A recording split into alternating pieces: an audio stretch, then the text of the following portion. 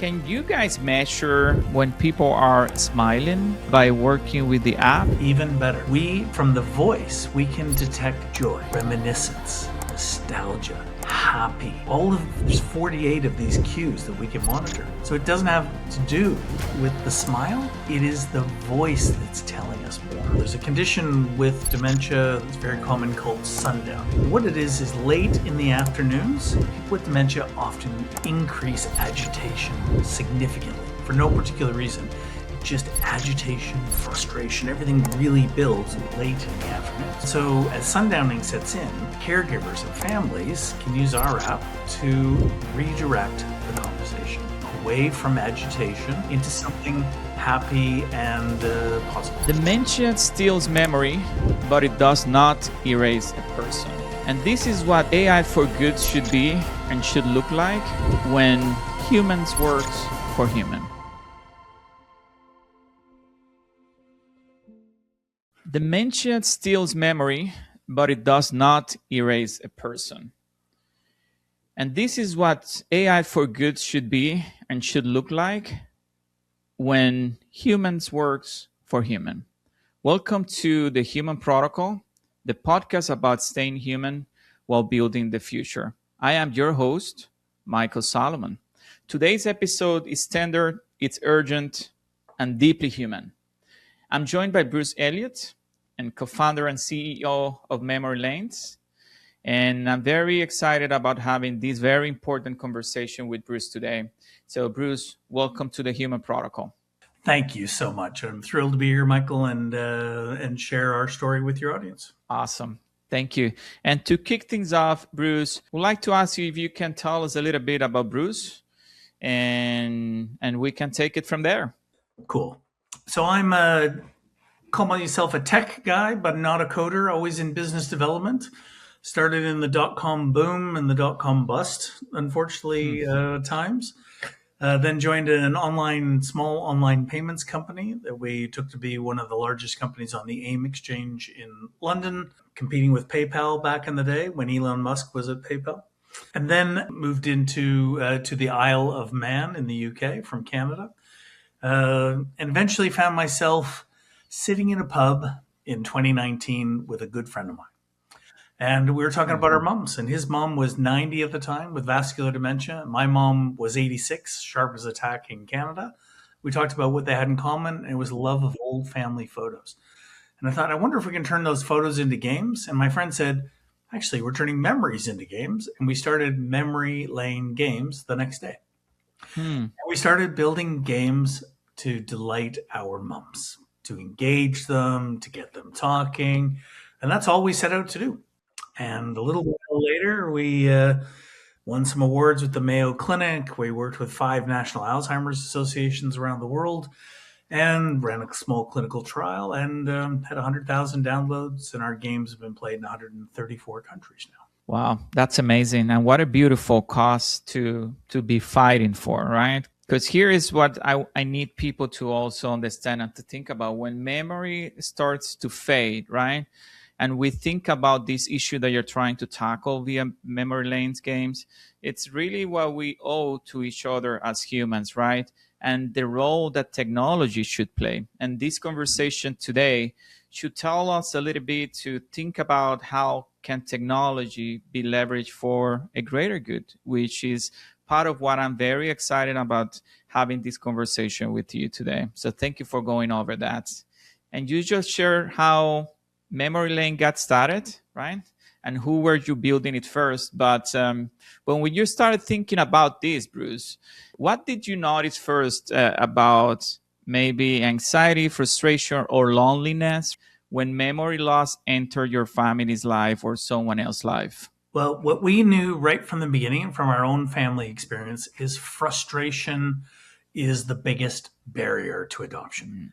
And especially in conditions of progressive cognitive decline. From mild cognitive decline to moderate dementia to more advanced dementia, you have to be able to solve and deal with frustration. And so we built simple quiz-style games, multiple choice games on 4,000 different topics. Just about every city in America, every city in India, the Philippines, the UK, Ireland, and many of the major cities around the world. So you can start by sitting as a caregiver with your mom, saying, "Why don't we play a game on where did you grow up, Michael?" I grew up in Brazil. You're correct. Yes. In Brazil, right? So we'll play Yes. a game on the town that you grew up or your mom grew up with in Brazil, and she will start telling stories, and it's wonderful. We showed that in clinical trials that over half the people with dementia were communicating more while playing Mm. our games because they get comfortable playing these very simple quiz style games. But we also got lucky, and our developer at the time, who was 19, I believe, he made our multiple choice that when you hit the wrong answer, it just gently disappears. It doesn't tell you you did anything wrong. And we did that just not to frustrate our moms. But when we were at the Mayo Clinic at their MedTech Accelerator, which we ended up winning, um, the head of computerized cognitive rehab for all of the Mayo said, "Oh my gosh, that's errorless learning. When you don't get it wrong, it doesn't tell you you did anything wrong. That's fundamental to continuance in therapy, in all kinds of therapy." She just loved it. And we said, "We just did that so we didn't upset our moms." But Hmm. dealing with frustration was the number, that's our North Star, is frustration free experience. And that's when you look at it from the human side of things, and especially with people going through dementia and that type of cognitive issues, it's the motivation to continue to be playing the games. It has to somehow bring them home in a way, and that's what you and Memory Lane Games have put together, a way that they feel like they are home, that those memories can be revived. But we take it one step further. So not only can we trigger positive memories with personal experiences based on their hometown or their favorite hobby or their favorite TV show, no matter where they grew up in the world, we get them talking. And it's all about socialization, not scoring. And that's the real insight that we found is it's all about the socialization, getting them talking. That's what has the therapeutic benefit. Social isolation is the number one modifiable risk factor in older age and dementia. So why don't we just get people talking more? Well, it becomes hard as people are on their own more, they're talking less, that muscle memory fades, and sometimes the confidence and the cognitive decline all come together to present really strong communication barriers. And we've found a way to overcome that by personalizing the engagement and then getting those people telling us stories. And it's just magical to see. And it's like a personal friend that has been with there all this time, and now they can have it 24/7 in a way. We were sitting with one fellow at a football club in the UK. It was a day of for fans with dementia for this one particular club, and so we were invited, and we put out an iPad on each table, and I was sitting at this one table, and this one fellow sits beside me, and we're introduced to him and said he's pretty well nonverbal. He hasn't talked for months, but he'll probably enjoy this. I said, great. So he grabs our iPad, flicks through, finds our game on 1960s music. And he starts flicking through and smiling, and he starts singing an Elvis song.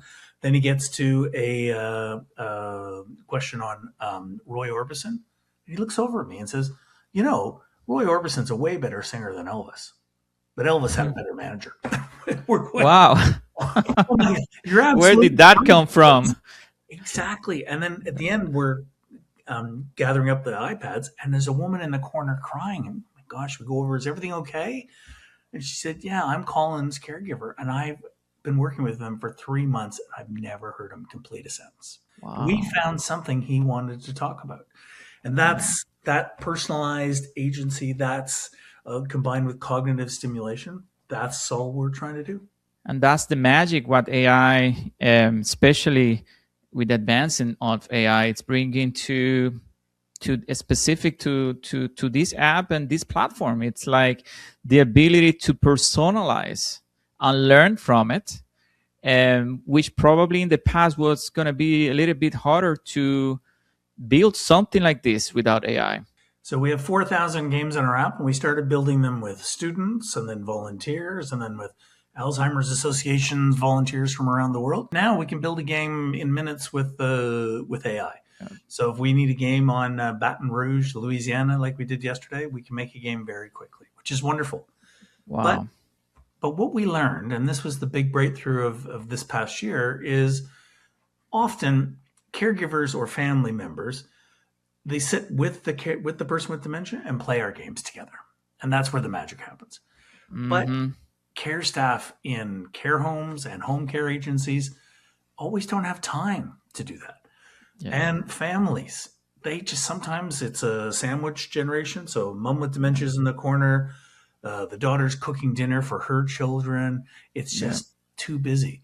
And so they asked us, can't we just hand the iPad over sometimes and let the iPad work with mom? And we took that inspiration and we've built an empathetic conversational reminiscence agent. My mom calls it her AI friend. And Mm. the AI friend says, hi, Pat, how are you? Great. Tell me a memory about where you grew up. And then we've matched it up with some really interesting AI to monitor the speech with 48 emotional cues. Imagine when I'm talking, the voice gives off more emotional cues than your face. And Yep. so by monitoring 46 emotional cues, we can detect joy. Right. We can detect agitation or frustration. And we optimize the conversation with the AI by doing that. If it detects joy, it says, oh, tell me another memory about that. Right. It You detects, continue down that path. yeah. Right. And what we've also, because we're just practical thinkers, we're not deep tech people, but we thought if we can detect joy in those moments over the week, can we find the 45 seconds of most joyous reminiscence of mom, her most treasured memory of the week? And can we capture that as a 45-second audio clip to share that moment of joy with families? And we found we can.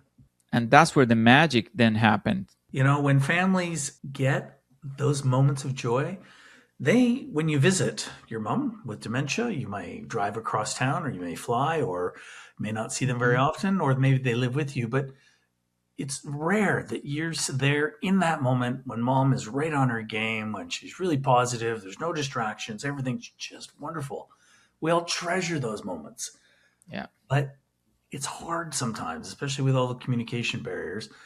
Yeah. But we can find this 45 seconds a week of magic memories and share that with the family, and they can share it with the rest of the family. And that's bringing back just that touch of mom back into the room when you really that you may hear stories you've never heard before too, which is truly amazing. That's the solution to those people and those families that's, as you were saying, they probably don't have time to spend a lot of time with their elders, going or through their family members going through those periods of loneliness, right? Because at the end of the day, it's just a person, as you were saying, sitting in the back of the room just by themselves. And now this platform and this app is giving them a reason to get them back to life in a way, which is what I found to be really beautiful. Because it's really what the mission is, for those persons to still feel like they are alive in a way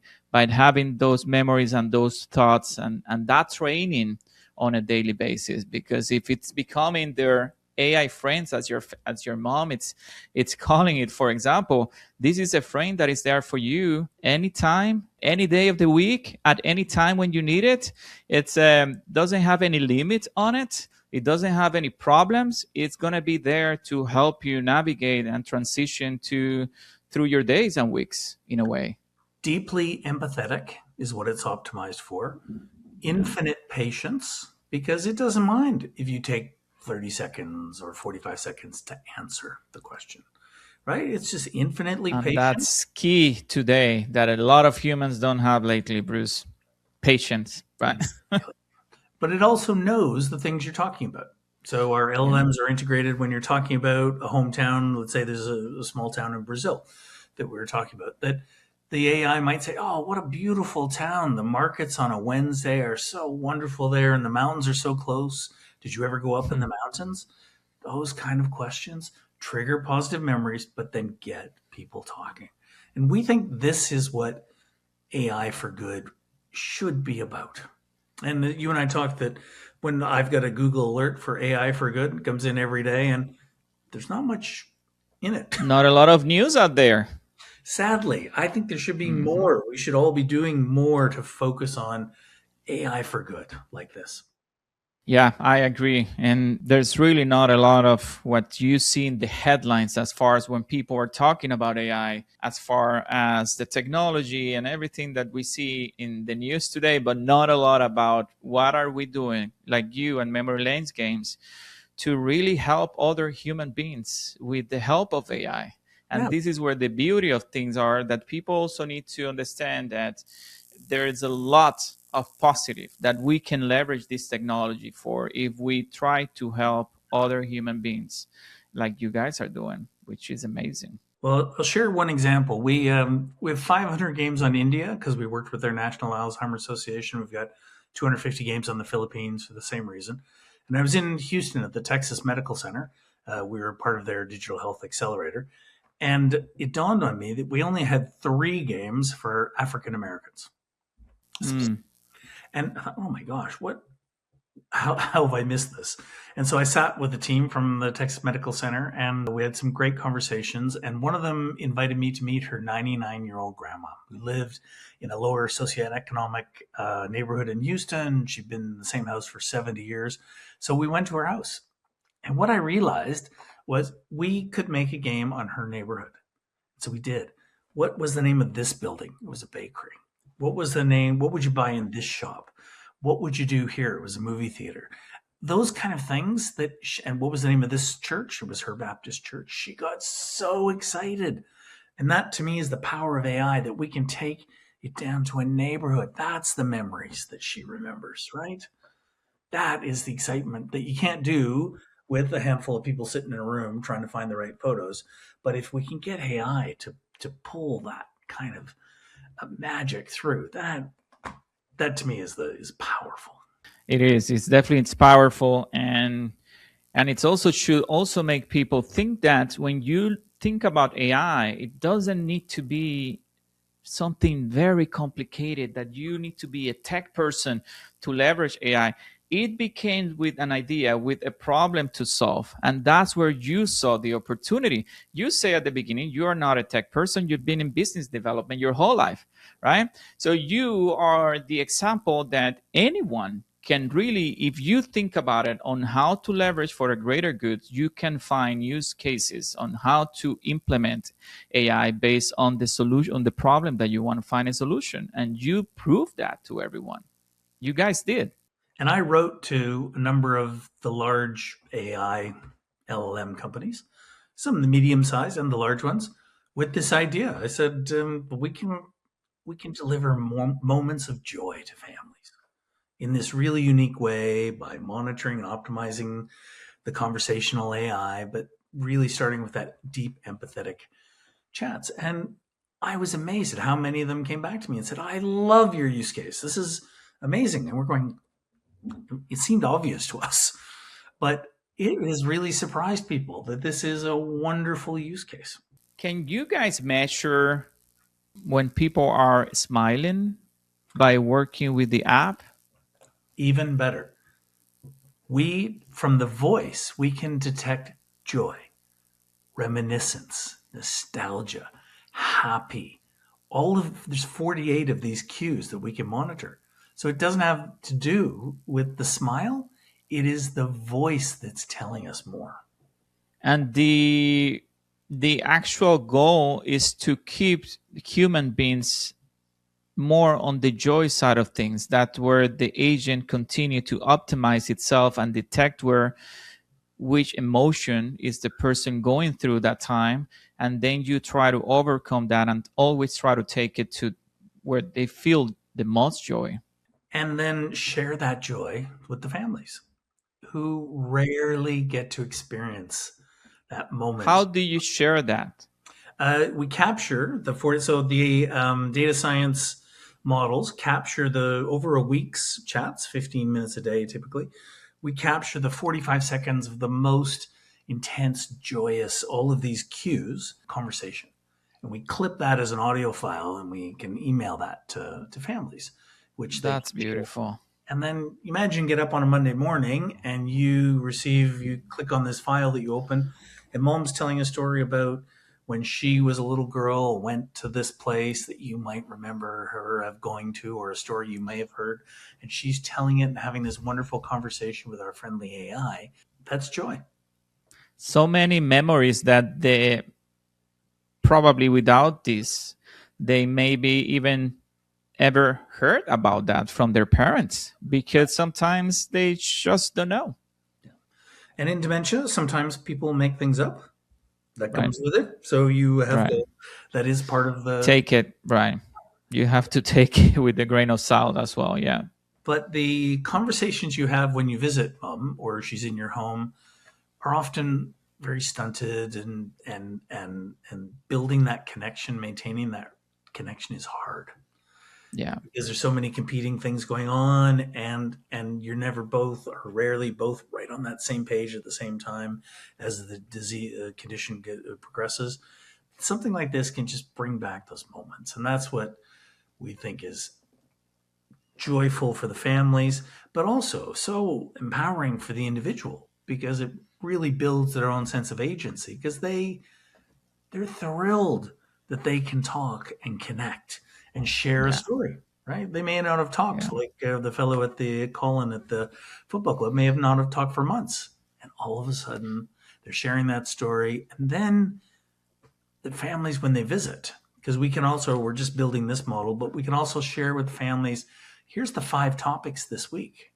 So maybe next time you visit, talk about one of these as well. That those are hot buttons, wonderful for positive triggers. I don't know if there's any study, Bruce, that you may be aware of, but that increased in that person's brain activity by going through this exercise with your app. Is there any story linking that to improvement on their state or anything of that nature that you may be aware of? So we've seen, and in some of the work that we've done too in the UK, maintenance of cognition is possible by increasing socialization. So it's not Mm, we showed that in a small clinical trial, but that release of starting to talk, remembering right. how to talk.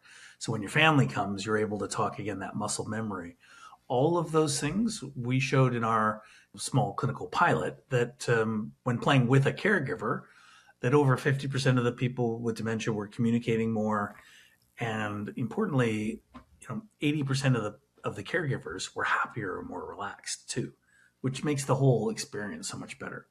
But what we're trying to do is build on that and give a tool where mom can just play solo on her own with the Right. chat, and then also play along our games with the family or care staff in a care home or home care agency. Yeah, when I was looking and trying to dive deeper on this topic of dementia and the reality faced in the world with that, I came up with some staggering numbers about how many people are living. It's something around 55 million people are living with dementia globally, and there are kind of in average 10 new million cases every day, and it's a lot. It's a global condition with no cure. And so the world is making tremendous gains in diagnostics to be able to say blood tests, one prick blood test, and a bunch of other things to say your mom has dementia. Hmm. And then as a family, you look at the doctor and say, okay, great, now what? And the doctor goes, well, your mom has dementia, and there's not a lot. Yeah. This is the sad part is that so there's a lot of effort and really smart people working on early diagnostics, but there isn't many outcomes that can arise from the diagnosis. So I think that we need more focus on treatment, you know, Yeah.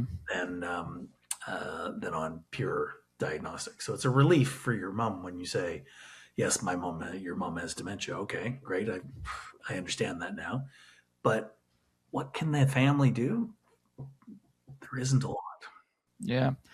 And usually when most people think about or hear about dementia, they only connect it to or they only link it to loss of memory, right? That's usually what people think about. But it's a lot going after that with the person, with their family, right? The caregivers, the human reality behind that. It's really a lot more complex than just thinking about the loss of memory. Well, let me give you an example. There's a condition with dementia that's very common called sundowning. And what it is late in the afternoons, people with dementia often increase agitation significantly for no particular reason. It's just agitation, frustration, everything really builds late in the afternoons. And this happens for so many people with dementia. And so as sundowning sets in, caregivers and families can use our app to redirect the conversation away from agitation into something happy and positive. So I'll give you a quick example. Our chief clinical officer works as a dementia nurse in a care home on a dementia ward. And she had a woman who was 85, moderate to advanced dementia, just admitted. And every afternoon, she was experiencing this increased agitation. And then it was spiraling into a flashback to where her childhood, where she had actually been abused as a child. Every afternoon, this was happening. And so the escalation was the staff understood it and they could see it coming. But one day, our chief clinical officer was playing our games with her in the early afternoon and was playing our cats and dogs game, one of our most popular. And she found that her dog was in that game. And she started telling a story about her dog. So as the escalation later in the afternoon was progressing, our chief clinical officer brought the app back, showed her the game, and she started telling the story again about her dog. And it stopped. And over the course of the month, they used less antipsychotic drugs. Wow. Because we were able to distract and redirect the conversation onto something positive, that unbelievable outcomes.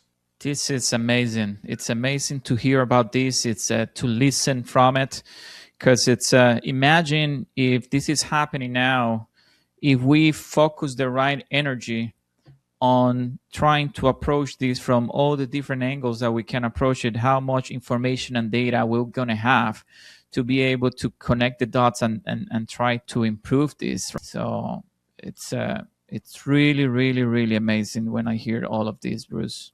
Well, when you speak of data too, imagine, so we're going to have weeks and weeks and weeks of conversational voice data for your mom. Mm-hmm. There are, not us, but there are other amazing companies who have patented digital voice biomarkers that can predict depression, can predict anxiety, can predict a whole bunch of Parkinson's, some really interesting things from voice. But because we can engage hard to engage populations, dementia, and perhaps others, we keep getting asked about autism and other conditions, that we'll be able to provide those data to third parties that can run and analytics on this wonder and changing, on this regular passively captured voice data where they're talking about their families and their dogs and all these things, and run other health diagnostics around that. So we think the future is really interesting around things like that. And again, it comes from, if you frustrate the person, they're not going to talk. Right. If they aren't enjoying it, they won't engage. And if they don't engage, you can't generate any minutes of conversational health data. So we think by starting again at the beginning where we did, playing games and then talking about your hobbies and your hometown and your favorite movie, right, TV shows and local foods and bands and things like that, that's the solution to overcoming the biggest crisis in digital health is adoption, especially in conditions like dementia. And we think we can overcome that. Yeah, because the first step is being provided via those games. You are bringing them home, and that sometimes it's the hardest part. It's for someone to get to that point that start kind of interacting with the platform or and the games, right? So I'm curious, how is that first step and what happens after they use it for the first time? What have you seen out there? Are they asking that to be brought to them? The caregivers are giving it to them. Hey, take a look at it. Just curious to understand how that works, Bruce. They say, "Where's my games?" And the home care agency or care staff will bring over the iPad and give it to them, and they know their favorite games, and they start playing and tell the stories. But as we're rolling out our AI companion, I think that's where it gets really exciting. Now, someone usually still has to hand the iPad over to your mom. Could be Yeah. your staff, family member, or somebody, or depending on her level, she might be able to just click the button and open it up. But often you hand it to your mom and it says start conversation. And then all of a sudden the AI starts talking to her and listens, reacts back and forth with those wonderful conversations. And as my mom says, where's my AI friend? And I show her where the link is on her computer, and she has a chat with her AI friend. And then after she finished her last chat for 15 minutes, and I heard some stories I'd never heard before, she got off and she phoned two of her friends to say, and my mom's 92, she said to her friends of the same age, "You don't talk enough, you need this app." One of her friends only talks to the deer, and I said, "Did the deer talk back?" And she said, "No, that's good." But she knows her friends aren't talking enough. So this is mild cognitive impairment, not full dementia, but just and loneliness, And if we can get those people talking more, perhaps they'll be more excited when their family does come to visit, and they can have those better conversations. The muscle memory comes back for socialization. Yeah, that's very important to note because yes, it should not be only for dementia. So many people that are lonely on this world today, and they don't have dementia, but they don't talk to anyone either, right? And it's so important for people to interact and talk, and this is what you guys are enabling people to, even if there's no a human being. And sometimes people will get frustrated. It happens. Or sometimes people get aggressive. That happens. Mm-hmm. And we gave our app to our AI companion to a professor of psychiatry at a university in Canada. And he said, "Look, I'm going to take this to the dark side. So just give me 10 minutes." So I went and got a coffee, came back, and he goes, "This is amazing." He said, "I took it down a really dark path. And the AI said, and this is part of our clinical guardrails, is, hey, I'm not a therapist, but if you want to do 2 minutes of deep breathing with me, I would love to do that. Would you like to do that? Okay, ready? Take a deep breath." He said, "That is amazing." The AI knew when to do that moment. Yeah. Was just at the right time, he said, and it said, "You're not a therapist, so it's not making any claims at all to deceive anyone."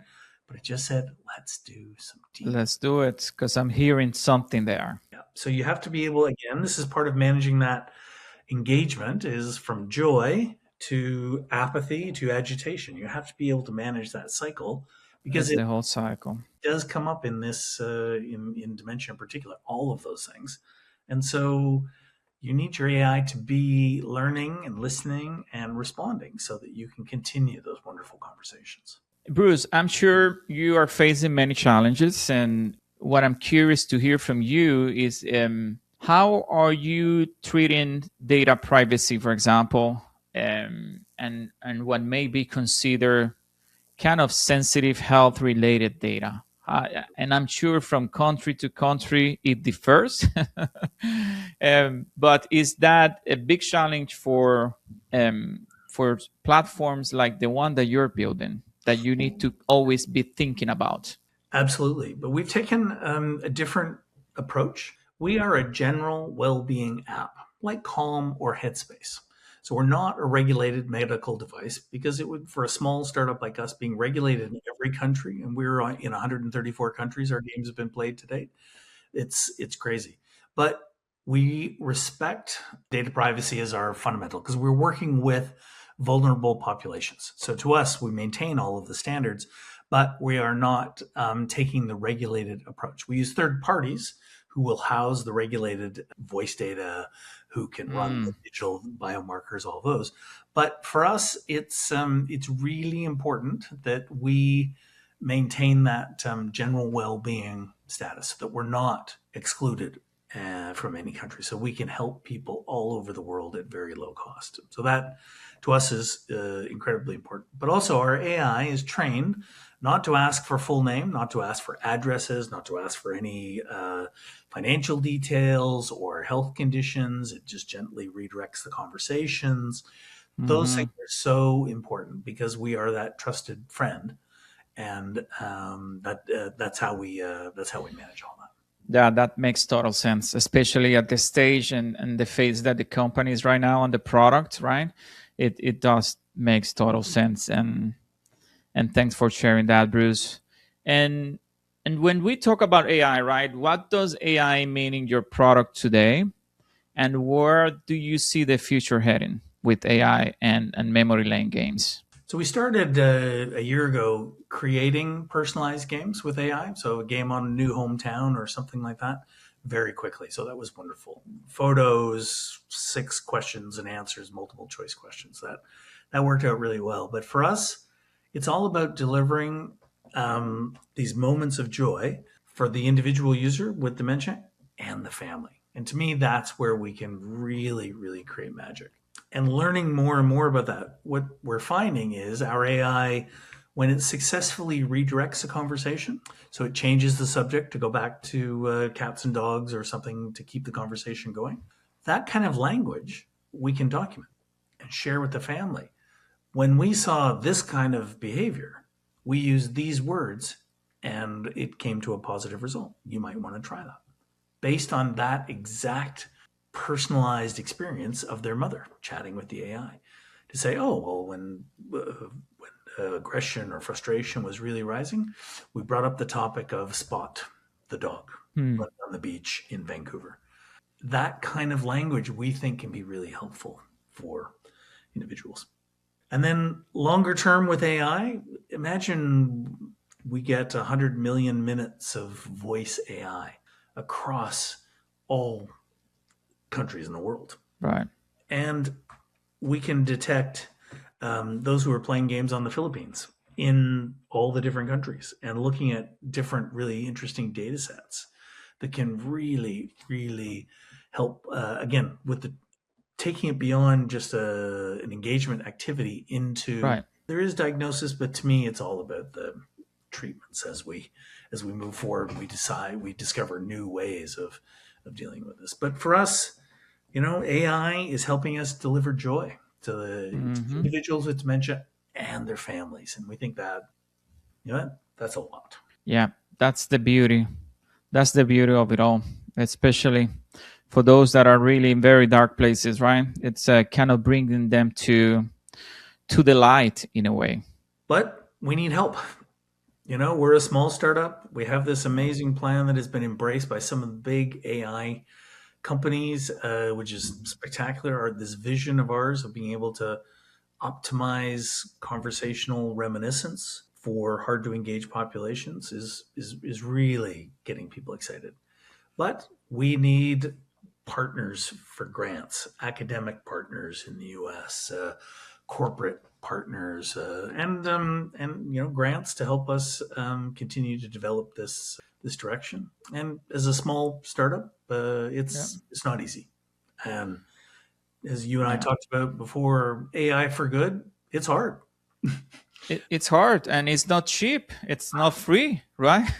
AI is not free. I think people forget that sometimes. And but trying as we are to keep this affordable for so many people. Yeah. It's hard. So, Absolutely. but we need to find some.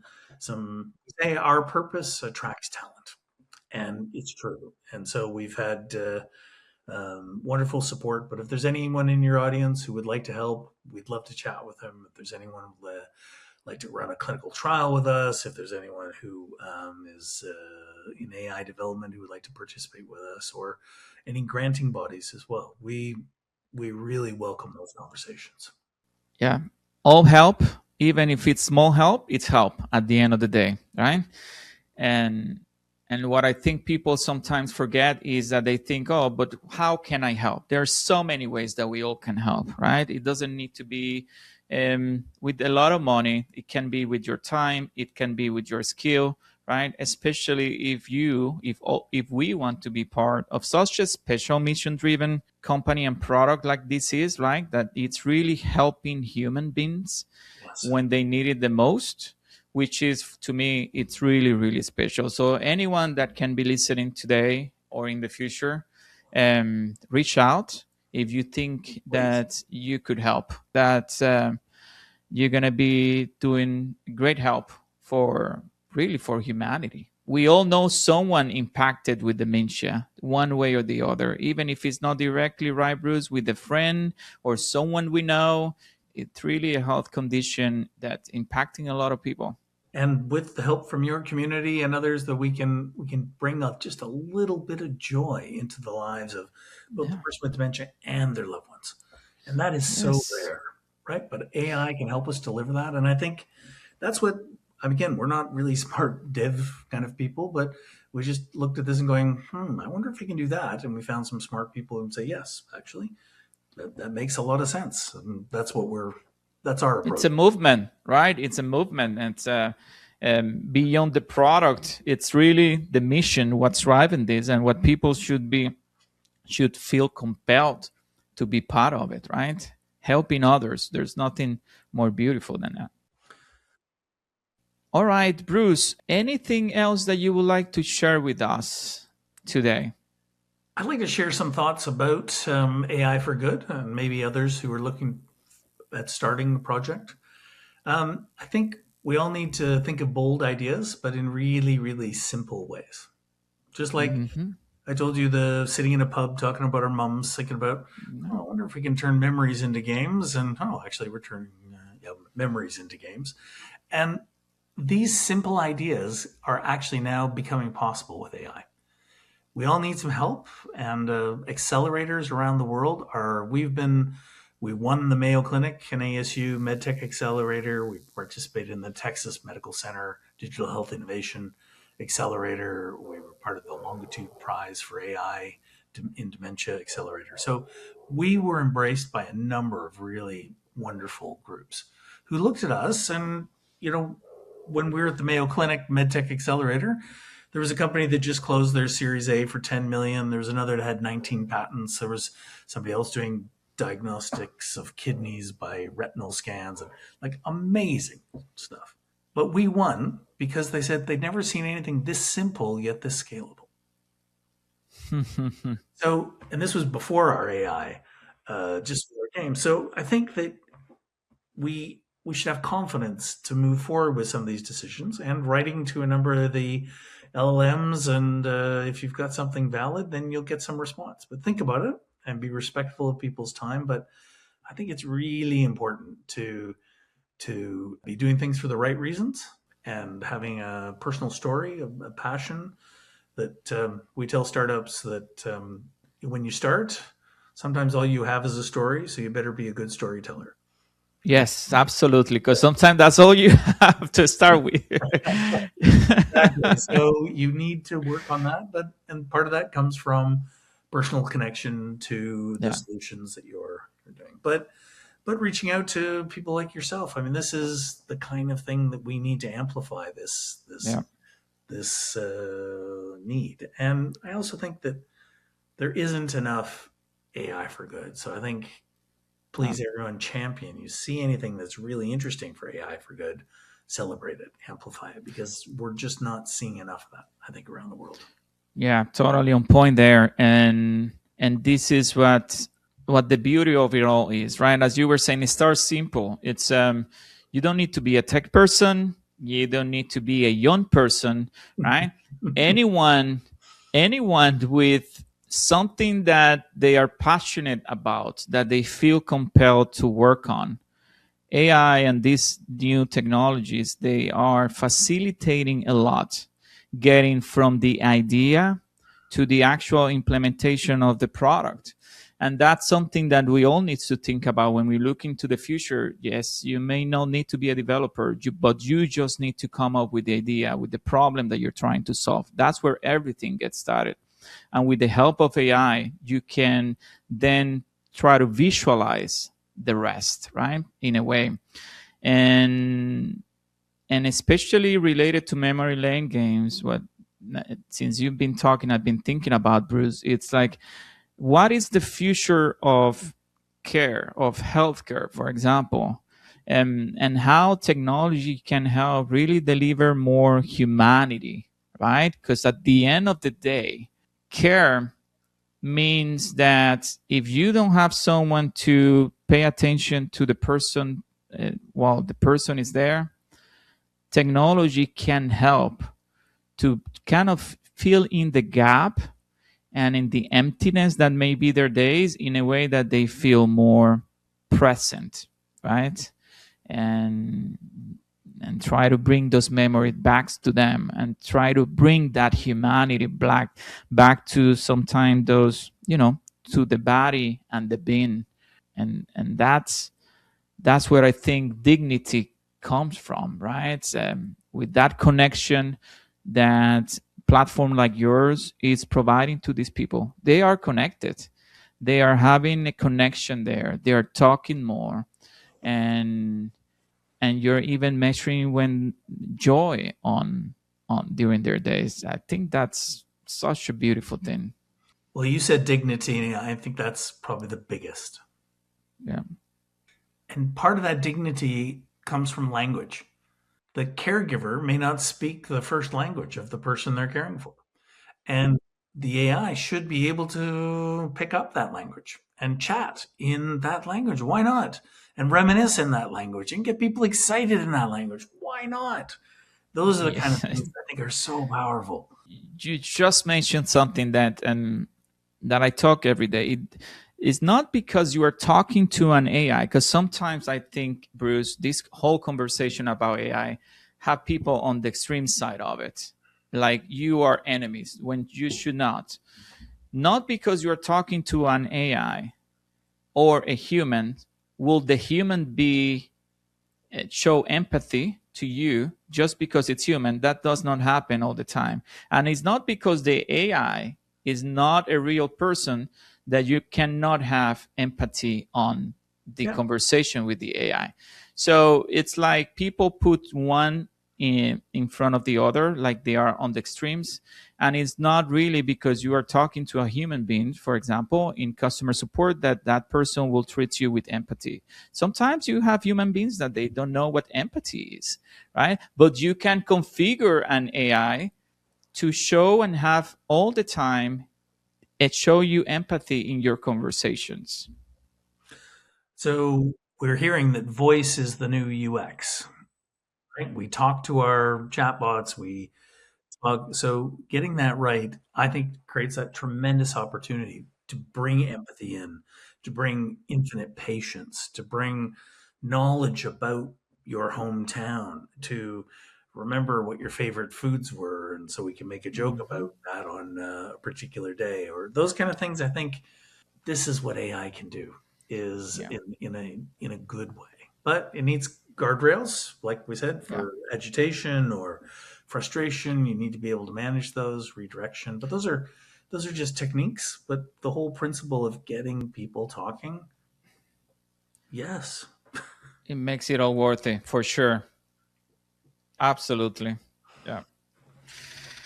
Oh, Bruce, really, I want to say thank you for thinking about this and for putting all the energy that you and your teams are putting on building something that are protecting families, right? People on these very fragile moments that they are, right? Especially if they are with dementia.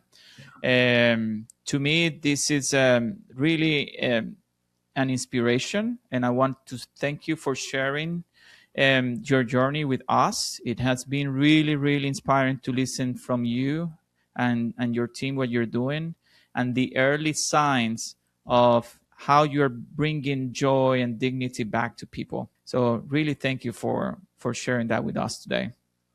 Well, thank you so much. And Michael, if my email is simple, bruce.elliott, Elliott,